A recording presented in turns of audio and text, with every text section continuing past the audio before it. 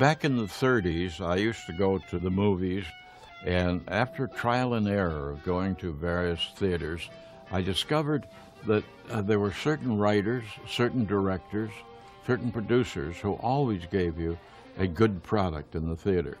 And Hitchcock was on my list. So I was conscious of Hitch very early. Hitchcock combined humor and suspense.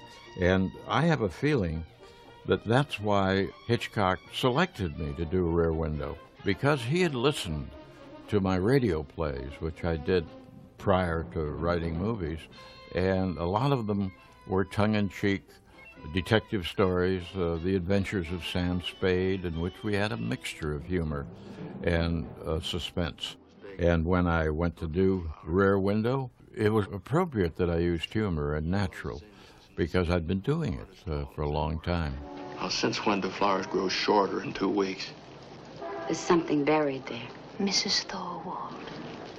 You haven't spent much time around cemeteries, have you? Mr. Thorwald could scarcely put his wife's body in a plot of ground about 1 foot square. Unless, of course, he put her in standing on end, and then he wouldn't need a knife and saw. No, my idea is she's scattered all over town, legging the East River. Oh, stop, please. Hitchcock's agents sent me the story, Rear Window, and I was to read it and meet Hitch for dinner on Friday. I got it on Monday late, I would say. And, I was apprehensive about meeting Hitch because he was the great Alfred Hitchcock, and I didn't know what in the world he was going to ask me at this dinner. And so I virtually memorized the story of Rear Window, page by page. I think it was 35-page short story in a small book. And I went to dinner with him, which was awash with wine and liquor, and martinis and brandy and everything else, and food, fish, steak, hors d'oeuvres. Hitch prefaced the dinner by asking me if I'd like a martini, and I said, well, I guess so. And he said, I like a man who drinks. So I figured if that's what Hitch liked, that's what I was going to do. And the incredible thing was, the whole dinner, he never mentioned Rear Window once. He never brought it up. He asked me instead if I was familiar with his pictures, and to give him one in particular with which I was familiar. So I mentioned Shadow of a Doubt, not knowing that Hitch had always regarded it as his favorite picture. I had been in the Army, and temporarily I handled theater projects, and they needed a projectionist when I went in, and temporarily I acted as a projectionist, and the only film we had was Shadow of a Doubt. And I showed it 3 times a day for 30 days. I gather I saw it more times than Hitch did. So when he said, name a picture, I named Shadow of a Doubt. And the whole dinner was taken up with Shadow of a Doubt, wherein I told him the mistakes I thought he'd made in it. That was the wine and the martinis. And, of course, it almost got out of hand. But we had a wonderful dinner. I volunteered to drive him home, and shrewdly he decided to take a taxi. And I went home to my house in Encino and told my wife, well, I had a great dinner, but I'll never work for Hitchcock again. I might never work for anybody. Monday, the phone rang. The following Monday, it was a Friday when we had dinner, and I still had a hangover. I jumped 3 feet in the air, and it was Hitch's agents, Arthur Park and George Chasen and Herman Citron, who said, Hitch loved you. You start tomorrow. When I went to work for Alfred Hitchcock, I didn't know what to expect. No one had apprised me of how he worked or what his sentiments were about anything. Only thing I knew about him was what I read in the press. And I found out from my standpoint, from a writer's standpoint, he was an absolute delight. Hitch was filming Dial M for Murder, and I was told to meet him on the set at Warner Brothers. And I sat down next to him in his director's chair while he was directing a scene with Grace Kelly. And he said to me, what do you know about Grace Kelly? And I said, very little. He said, well, I want you to spend some time with her and get to know her because I'm going to use her as a girl in the picture. And there wasn't any in the short story. So I spent some time with her, a week and a half or so, and got to know her and her style and liked it very much and thought it'd be pleasant to write for. So I went back to my house in Encino and wrote a treatment.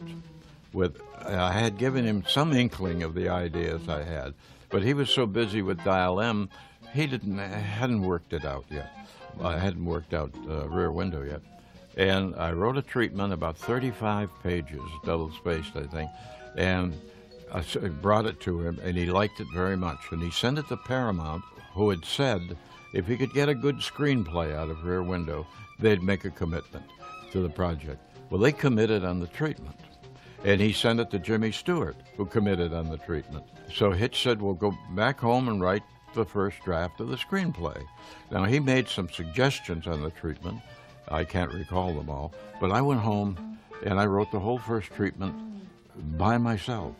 Now, that's why I say it was the delight to work with Hitchcock, simply because he let me alone.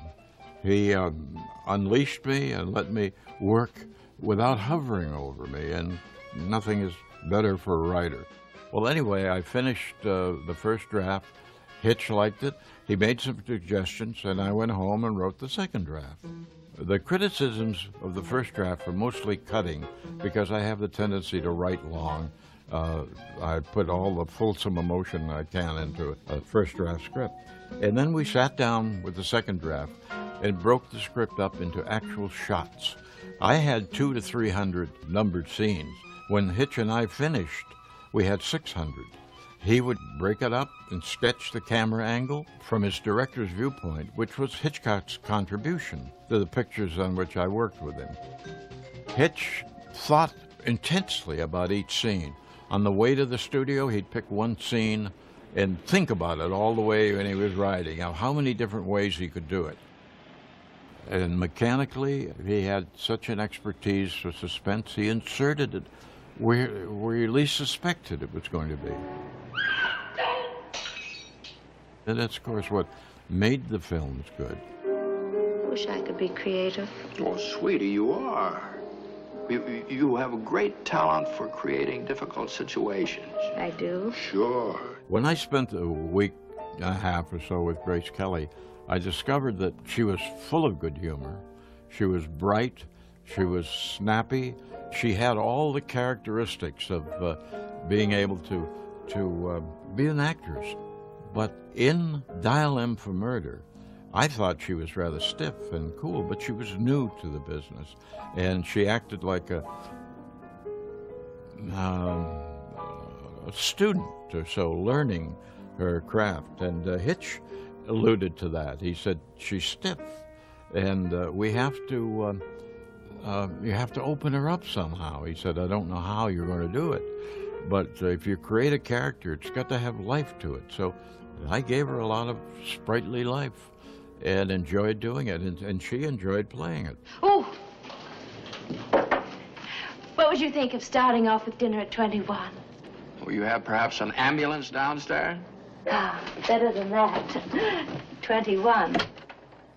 I saw her naturally uninhibited at home, and I gave her the kind of dialogue and things that I hoped would make it easy for her to let this creative energy out. Oh, I was all morning in a sales meeting. Then I had to dash to the Waldorf for a quick drink with Madame Dufresne. It was just over from Paris with some spy reports. Grace Kelly's performance in Rear Window was a reflection of two things. One, of her natural temperament and her natural style, and what I borrowed from my wife, on whom I based the Grace Kelly character. My wife had been a professional model, and I knew the world and the jargon and everything else, and then I added my own humor. As a matter of fact, there were some things in the film that my wife, on seeing the preview, would turn to me and say, now, where do you suppose that came from? Tell me, what was Mrs. Hayward wearing? Oh, she looked wonderfully cool. She had on the most divine Italian handprint. Oh, Italian. Oh, you. It was fun to write for Grace Kelly. Fun to write for Jimmy Stewart. I had worked with him in a prior film called Thunder Bay, and I got to know him, and he was great to write for. So the two of them made my task immensely easier. In Rear Window, it was the audience watching Jimmy Stewart watch other people. But that was the essence of the story. Cornell Woolrich, the original author, lived in an apartment house. And there were days on end when he was bored, but he searched his surroundings for clues and stories, and that's how he came up with it. Now, we didn't have a lot of action. I mean, after all, the man's in a cast sitting in his wheelchair looking out the window. But you just couldn't keep him looking at the killer all the time with his binoculars and expect the film to develop, to go this way or that way. So we used the people in the apartments for relief. How's your wife? Oh, she's fine. And then we'd come back to the story for action, and it stretched out the film, and it gave it several aspects that were interesting. Now, a couple of the stories in the apartments had effect on our story, the story with the dog and one thing and another.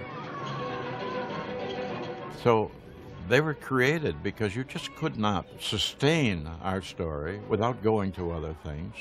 And you couldn't just black out all the apartments around.